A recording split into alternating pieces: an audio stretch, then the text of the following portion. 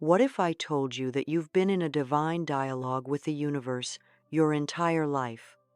That every thought you've ever had, every feeling you've ever felt, has been a message sent out into the great energy field of life? My dear, you have never been ignored. The universe has been answering back to you every single time. Not always in the way you expected, but always in the language of energy. Through the results you see, the patterns you live, the timing of events, and the whispers of intuition that tug at your heart. You see, this isn't some new idea. It's the core truth hidden beneath ancient teachings, spiritual systems, and now even the findings of modern science. You are not separate from life. You are life speaking to itself. Every thought you think is a frequency. Every emotion you feel is a signal. And the universe, oh, it does not respond to the noise of words. It responds to your vibration.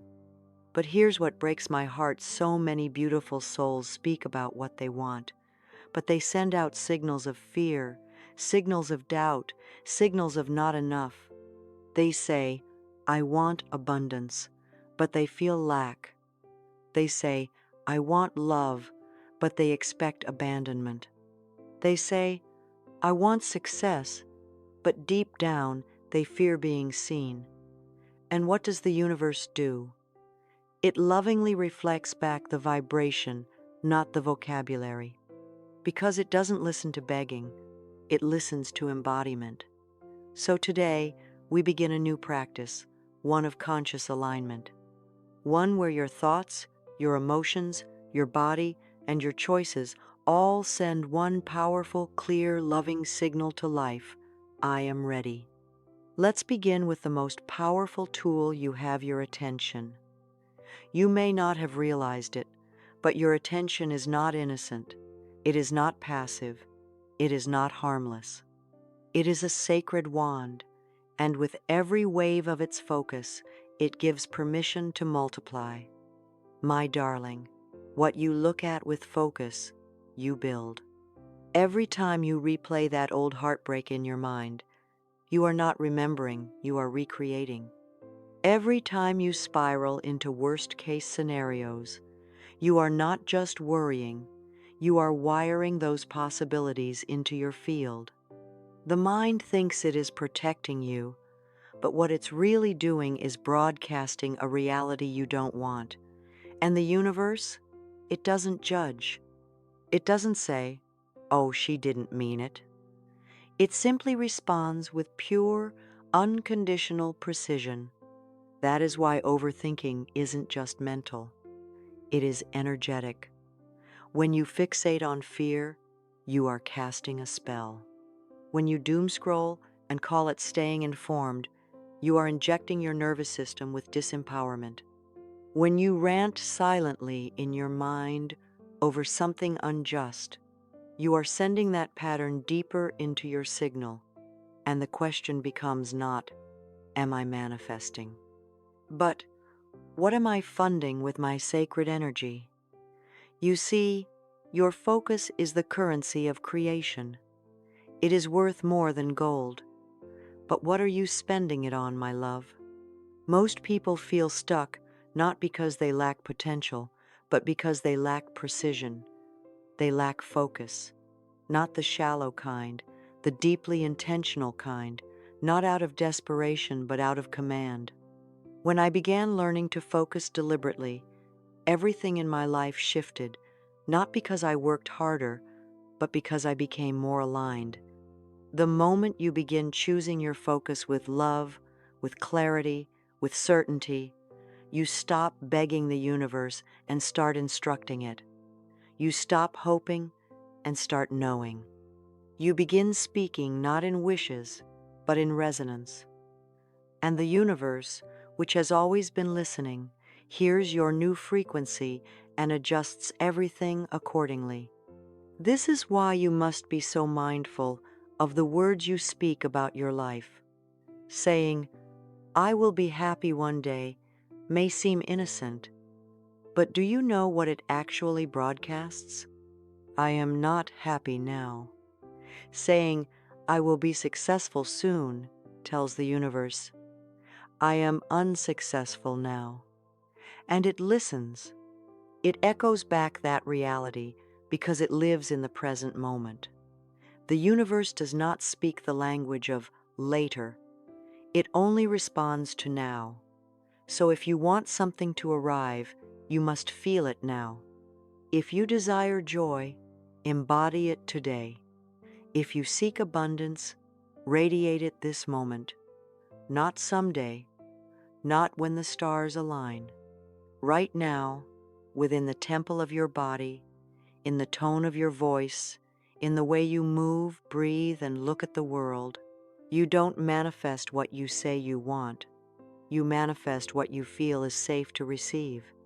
And if your nervous system tenses up when you imagine wealth, when you see yourself in love, when you picture success, that tension is a signal that says, this is not safe. And the universe listens. So how do we change that? We stop asking. We stop waiting. We start becoming. We don't beg for the thing to show up. We begin living as though it already has. Feel the money in your palm. Feel the hand of your beloved in yours. Feel the sunlight in your dream home. Feel the smile on your face as the dream becomes real. Not as fantasy, but as rehearsal. Not as illusion, but as instruction. Because when you feel it as real, you start choosing like it's real. You start walking differently, talking differently, trusting differently. And that is when the universe says, yes, she's ready. I remember learning this through the teachings of Neville Goddard, a beautiful soul who understood how spirit speaks through the language of feeling. He shared a story about his desire to return to Barbados for Christmas. At the time, he had no money, no means, no ticket. He told his teacher, Abdullah, I want to go, but I can't afford it. And with unwavering certainty, Abdullah said, you are already in Barbados, and walked away. Most would have called that crazy, but Neville got it. He didn't just visualize it once, he lived it every night. He imagined the ocean waves, felt the island air, walked the streets in his mind, not wishing, but knowing. He rehearsed it so fully that his body believed it. And weeks later, the reality caught up. A check arrived. A ticket was sent. He was on a ship home for Christmas because he didn't wait for proof. He installed the outcome first. He tuned his signal, and the universe responded with perfect obedience. And that, my dear, is how it works. Not through effort, but through alignment. Not through hustle, but through harmony. When you begin living from the result, when you feel into the having of the thing rather than the lack of it, reality has no choice but to follow your lead. You become the prototype, the origin, the point from which all creation flows. You don't just speak your desire, you embody it, you anchor it. You carry it in your breath, in your posture, in your thoughts, in your choices. And every time you do, the universe reorganizes around you. Not because you're lucky, but because you're clear. Most people never get there, not because they can't, but because they don't know how to interrupt the loop they're trapped in. They wake up into the same thoughts, feel the same doubts, take the same actions, and then wonder why nothing changes. But you're different. You're here. You're awakening to your role in the creation of your life. You're not waiting for permission. You are giving the universe new instructions, and that is where your power begins. What a beautiful realization it is to know that we have always been in conversation with life, with the universe itself. I used to believe that coincidences were random, that the strange alignments I experienced were simply chance. But now I understand. Every moment of clarity, every gentle nudge, Every pattern I found myself repeating, it was the universe responding to me. Not through language as we know it, but through energy, through vibration, through resonance. You see, my thoughts have always been instructions, gentle frequencies cast into the infinite field, and life answered with results. The question is, what signal was I sending? I know now that the universe is not withholding anything from me. It is only ever matching me. When I vibrated with fear, I received more fear. When I dwelled in lack, life seemed to echo it back. Not because I was undeserving, but because I hadn't yet learned how to tune my signal with precision. So many of us are taught to wish, to pray, to plead. We say we want love, health, peace, but underneath those words is an energy of doubt, of unworthiness. The universe doesn't respond to our words, my darling. It responds to our energy. It hears what we are, not just what we say. And once I realized that, everything began to change. I started to take my focus seriously. I stopped feeding energy into my regrets, my worries, the stories of the past that played like broken records in my mind. I saw how every time I spiraled into an old memory, I wasn't healing, I was rehearsing the pain, cementing it deeper, signaling to life that I was still living in that old version of myself. What I've come to teach, what I've come to live, is that your attention is sacred. It is the wand you hold in your hand every moment. Whatever you point it at begins to grow. If you fixate on what you lack, then lack will grow roots and branches and bloom in your reality.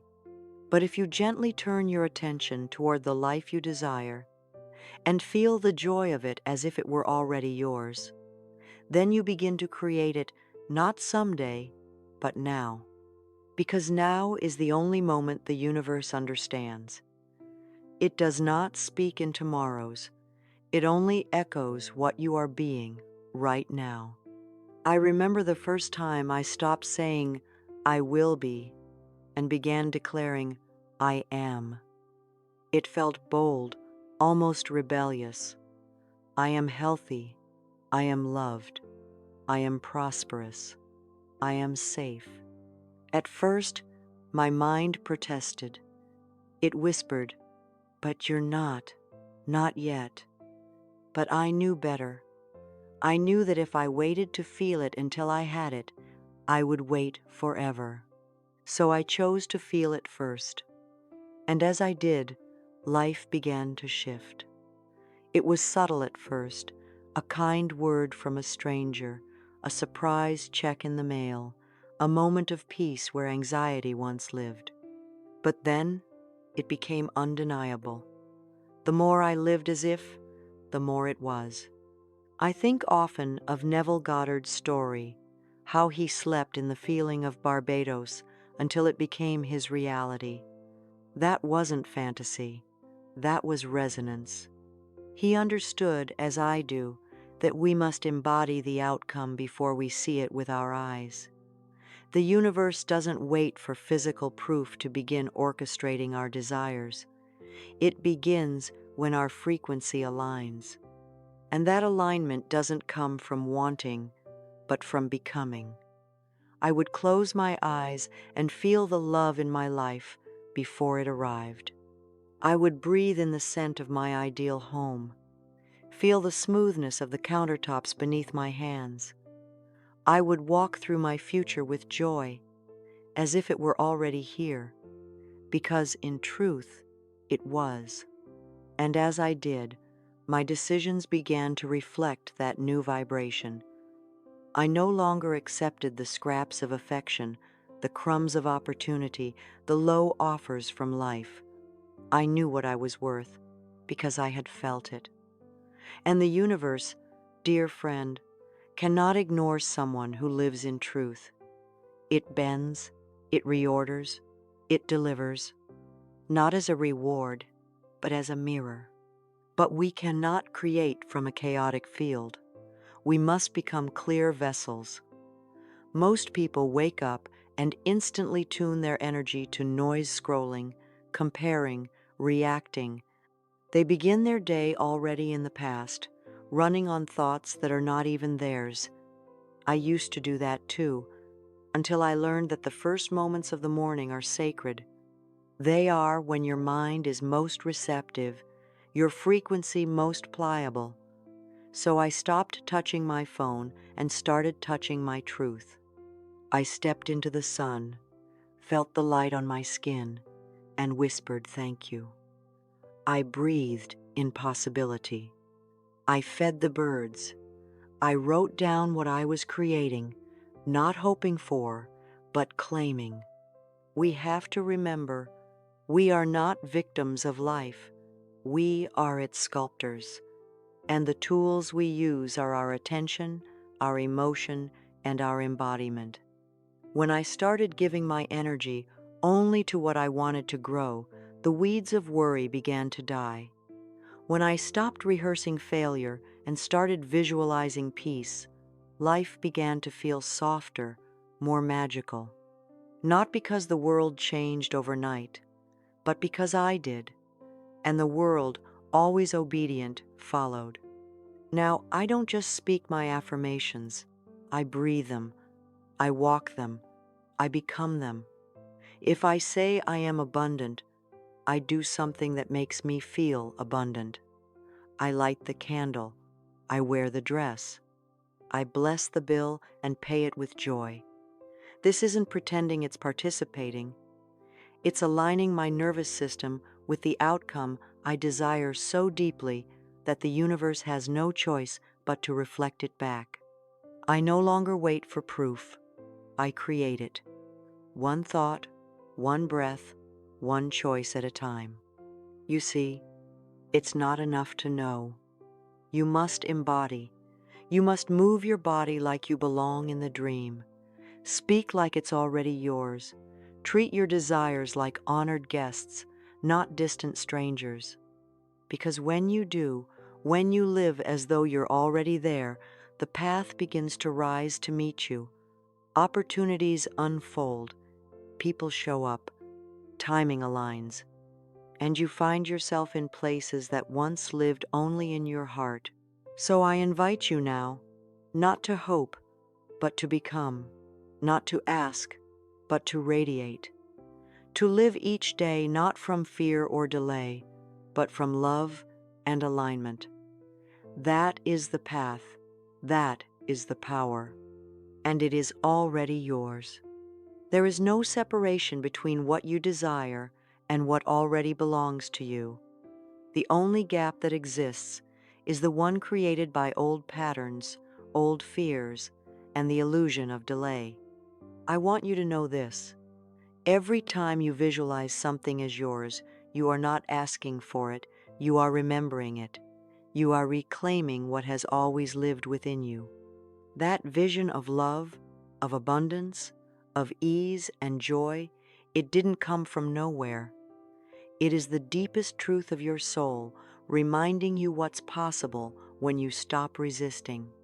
So let's breathe into that remembering, not in some distant tomorrow, not someday when the stars align, but right now, as we breathe, as we sit still, as we open our hearts to receive. We are not waiting for a future that may or may not come.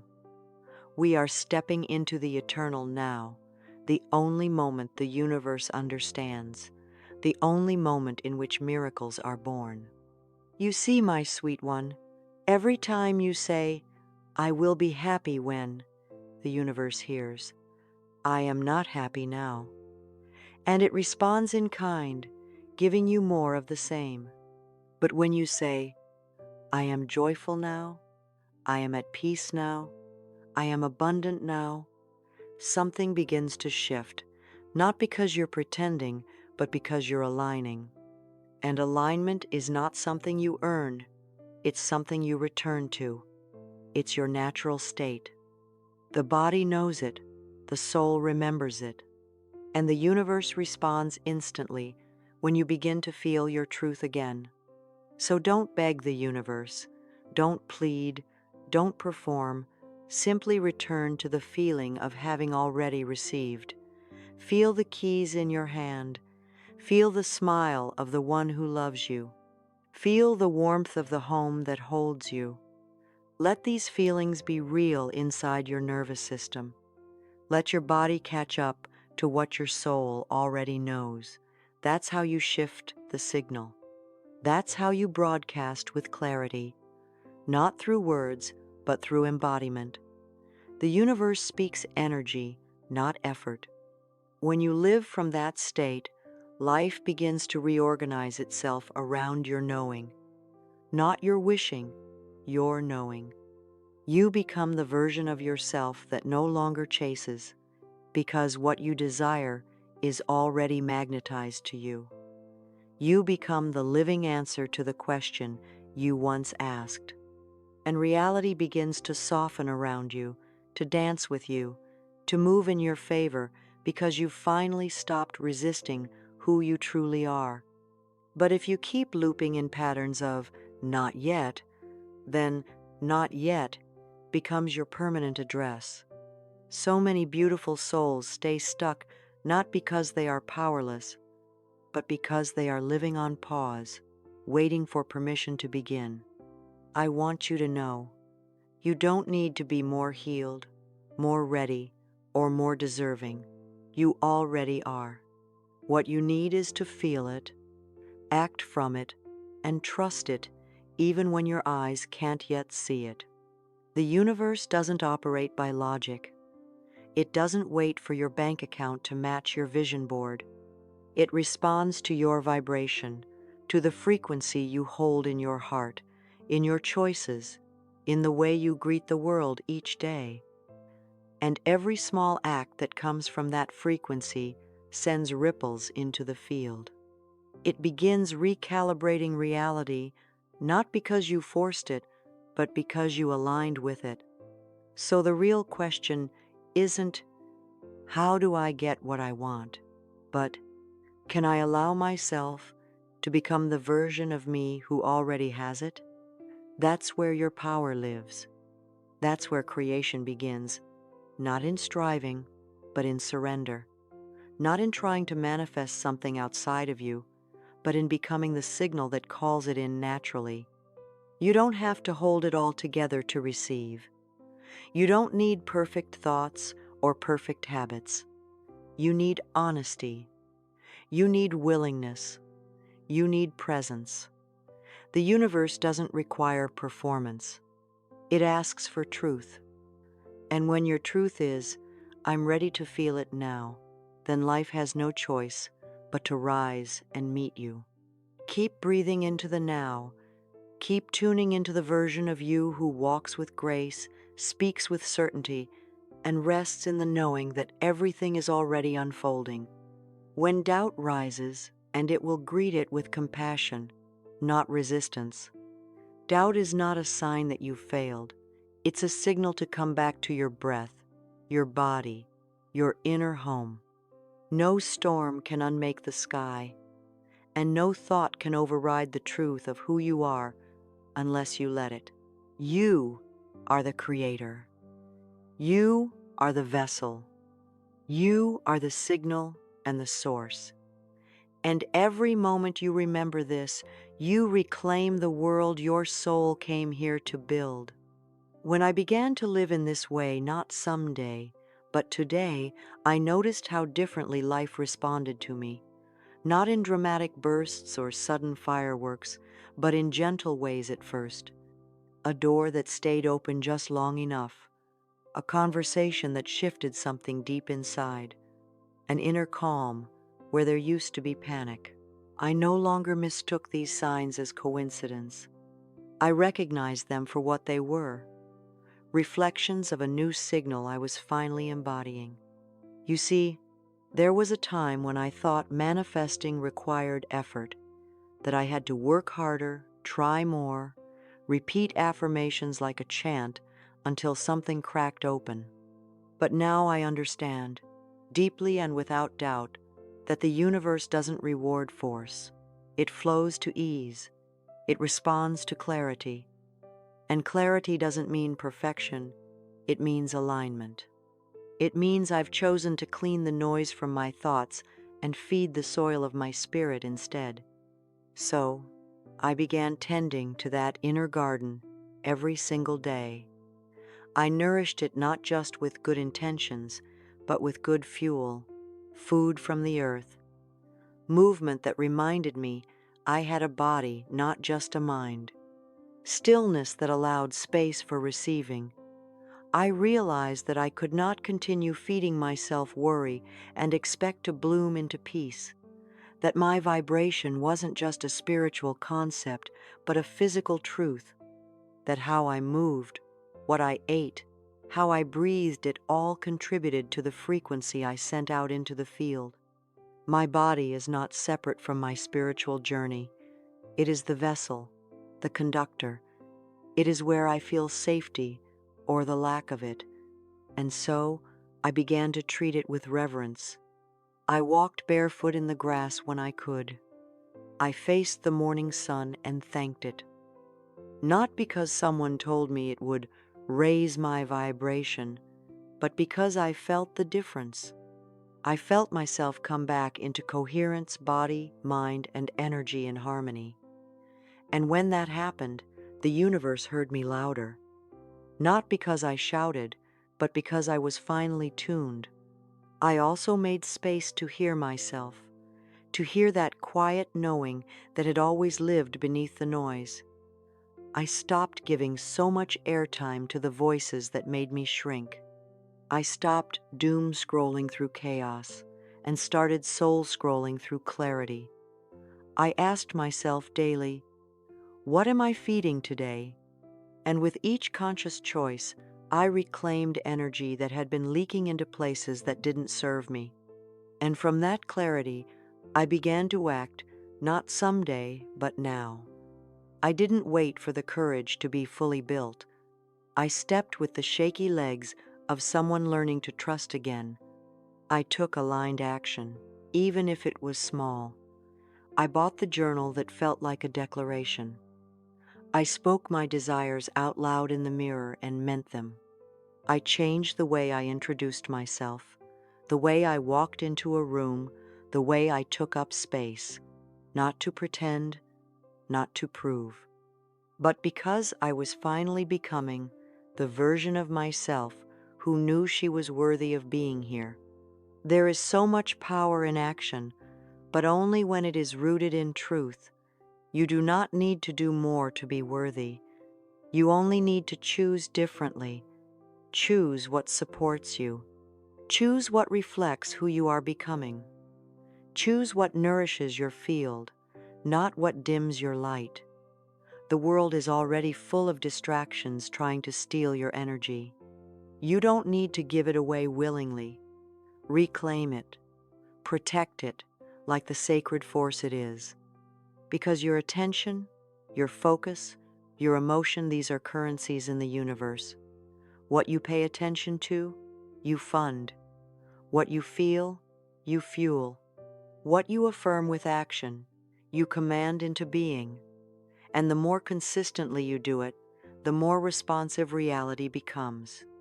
You don't need to prove that you deserve miracles. You only need to become a match for them.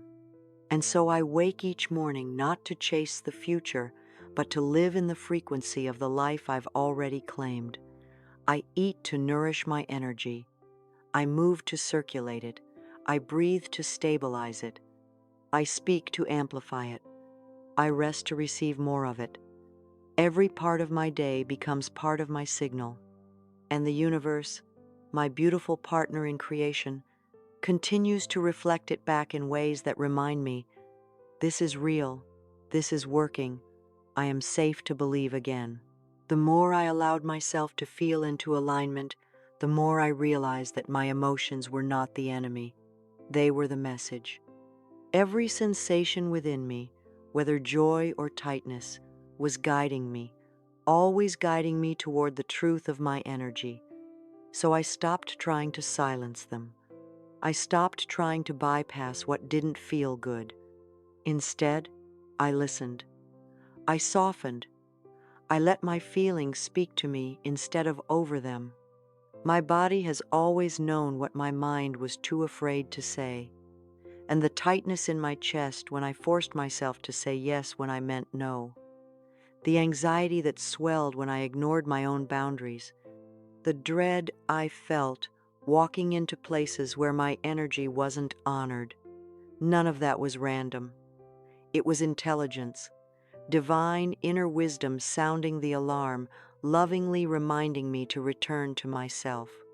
I learned that my emotions weren't asking me to explain them, they were asking me to follow them. When I felt light, when I felt calm, when something sparked a quiet joy, that was my yes. That was the path. When something drained me, made me shrink, made me doubt my worth, that was my no. Not as punishment, but as protection. I no longer needed a spreadsheet to tell me what aligned. I needed presence. I needed truth. And I needed to act on that truth the moment I felt it. So I began practicing. Not perfection, but practice. When I met someone new, I didn't analyze them. I tuned in. Did my heart open? Did I breathe easier around them? Or did something in me contract, hesitate, guard? That was the signal. When I was offered something, a job, a trip, an opportunity, I stopped calculating the gain and began listening for that inner hum of peace, that deep yes, not the sugar rush of excitement, but the gentle nod of resonance. And when I acted on those feelings, even when they didn't make logical sense, something remarkable happened. My life became smoother, not easier, but clearer. I stopped feeling like I had to battle my way through decisions. I trusted myself. I trusted the current that moved through me. Because the truth is, when you begin to trust your gut more than your fear, everything starts to shift. You no longer need to ask for signs, they're everywhere. You no longer need to wrestle with uncertainty because your body knows and your soul remembers. What I also noticed is that when I ignored that knowing, when I said yes out of guilt, when I stayed in places that dimmed me, I felt it immediately, not as punishment, but as consequence. The misalignment became louder. My dreams slowed. My energy scattered. The universe stopped echoing my signal because I had gone silent within myself. It wasn't that I was blocked. It was that I had abandoned the very frequency I had once claimed. And so I returned. Again and again. Not perfectly, but consistently. I returned to truth. I returned to the now. I remembered that what I want, what I dream, what I desire, it lives in the present moment, not in the wishful future, and so I began showing up for it now. Speaking like it, walking like it, making decisions from it, not for appearances, but for alignment. Every action taken from that place sent ripples into the field. Every time I said no to what drained me, every time I said yes to what lit me up, every time I took a breath before reacting, I was writing new code, new patterns, a new script. I wasn't trying to force a new life. I was choosing it moment by moment from the inside out. And in doing that, I began to feel something deeper take root, not just change, but embodiment, not just hope, but conviction. My vibration was no longer just a mood, it became a daily devotion. I honored it with what I ate, with what I consumed, with how I treated my rest, with the people I allowed near my energy. I stopped asking the world to protect me from chaos. I protected myself by choosing peace first. That is the work, my love. Not chasing, not forcing, but honoring. And when you begin to honor your frequency like the sacred force it is, life begins to mirror it back in ways that feel like grace. not because you're lucky, not because you're special, but because you remembered the truth that was always yours to begin with. As I kept choosing alignment over effort, as I prioritized peace over performance, something beautiful began to happen. The world no longer felt like something I had to push against. It became something I danced with. Life started to feel lighter, not because everything changed instantly, but because I did. I was no longer reacting, I was responding. I wasn't chasing signs, I was becoming one.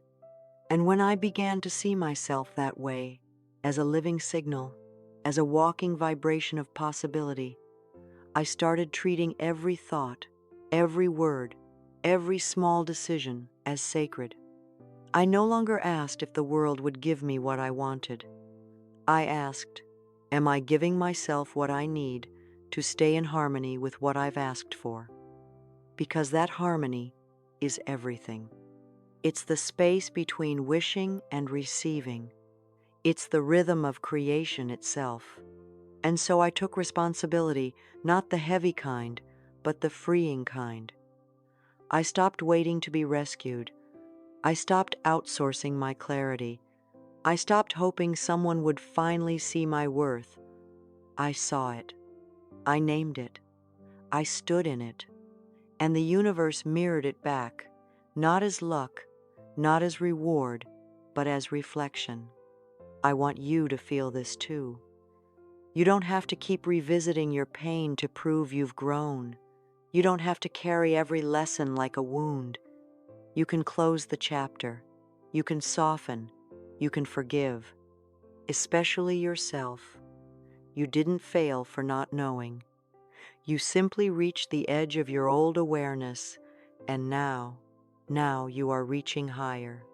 This is where the old identity begins to fall away. The one that thought survival was all there was. The one that whispered, stay small, be safe, don't dream too big. That voice doesn't belong to you. It was learned, conditioned, programmed, and now it can be unlearned. You can rewrite the story, not with force, but with truth. So I began rewriting mine, not all at once, but gently, with new thoughts, spoken aloud like mantras of becoming, with new actions taken with love, even if they were small, with new choices that made me proud, even if no one else noticed, because the work is not about impressing others. It's about impressing your subconscious, showing it daily that you are safe to thrive now, safe to receive, safe to expand.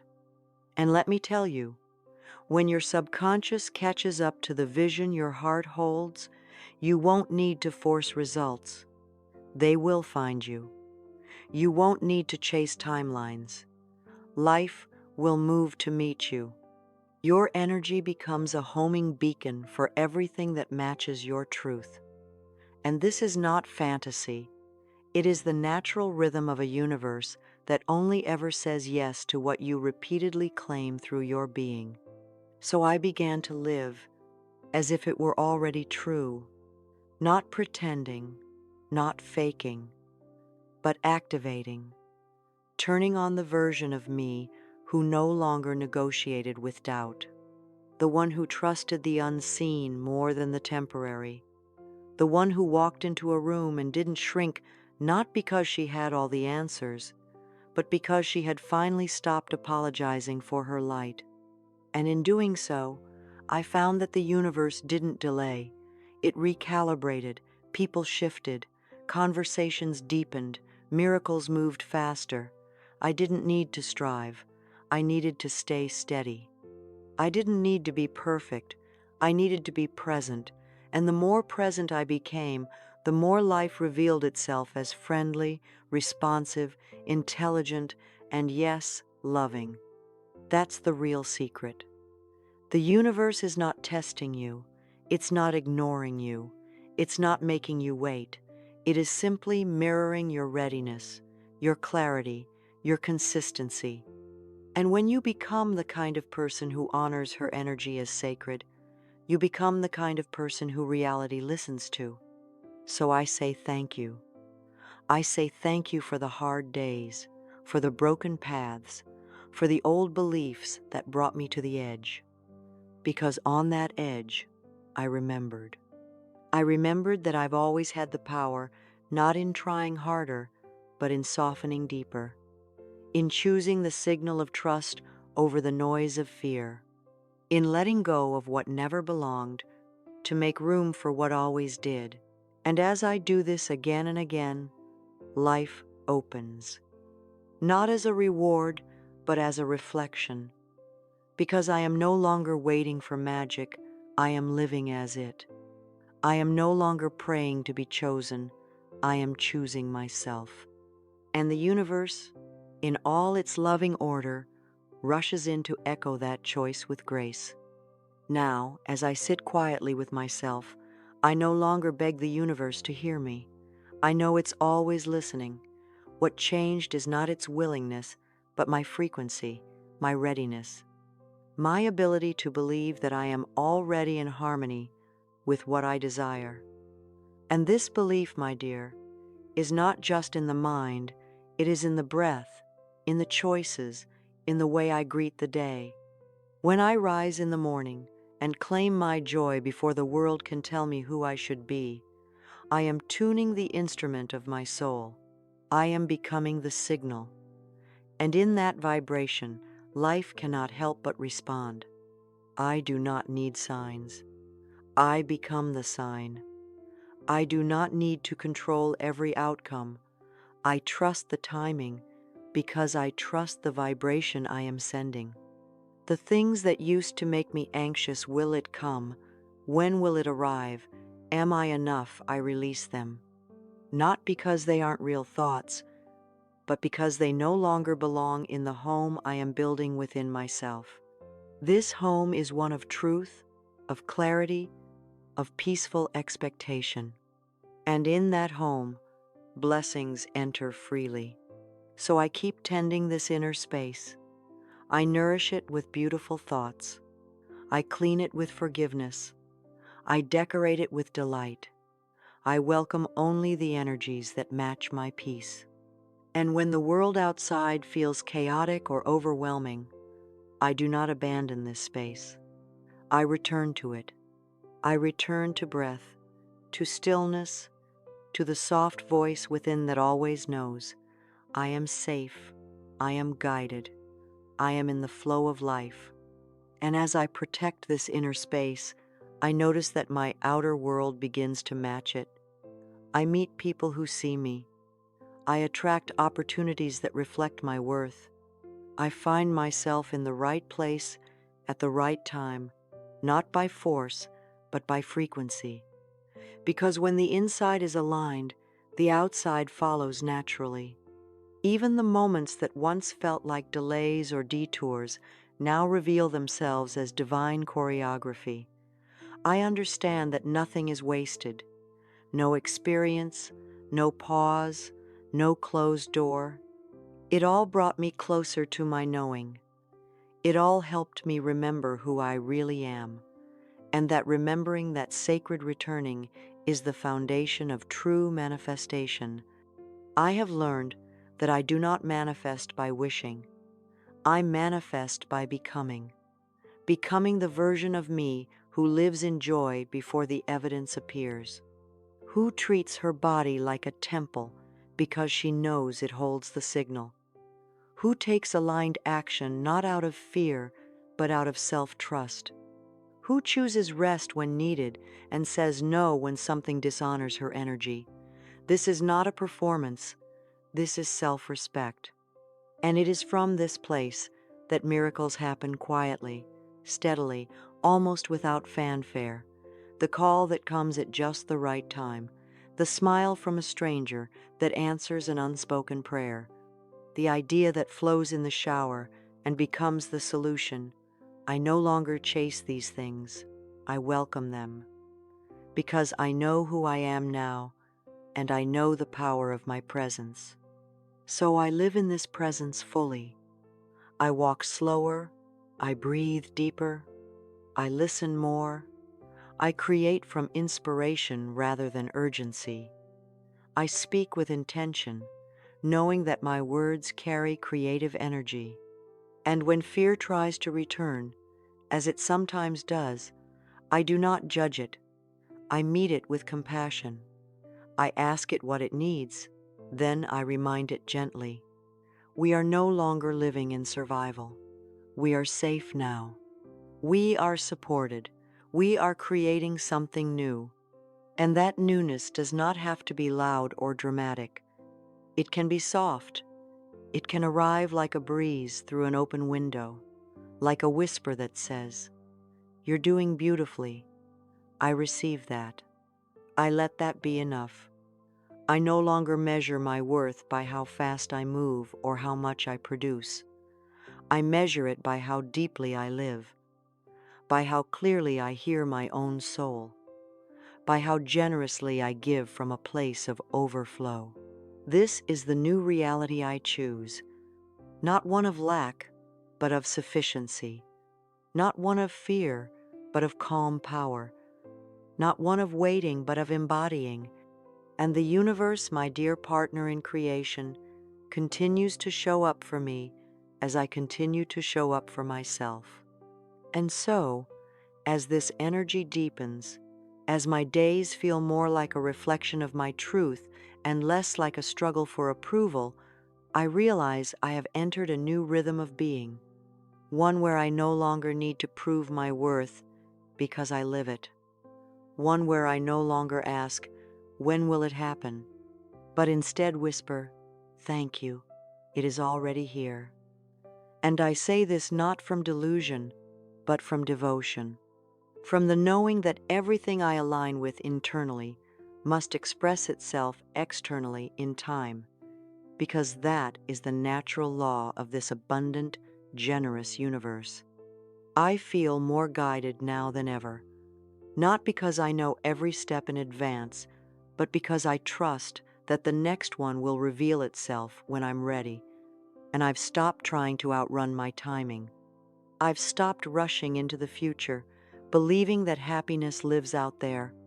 It lives here, in this breath, in this small, sacred moment. This is where I create from. This is where I magnetize the good that matches my peace. I live in this space with open hands, open heart, and open mind. I receive not just what I want, but also what I didn't know I needed. I welcome the lessons without resistance, because I know even the lessons are part of my expansion, and I am not afraid to change anymore. In fact, I welcome it.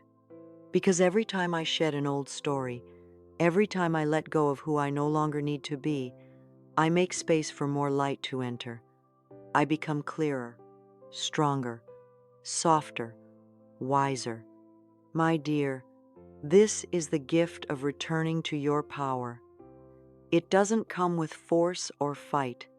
It comes with grace. It comes with the decision to live as if your energy matters because it does. It comes with the courage to be fully you, unapologetically, without waiting for permission.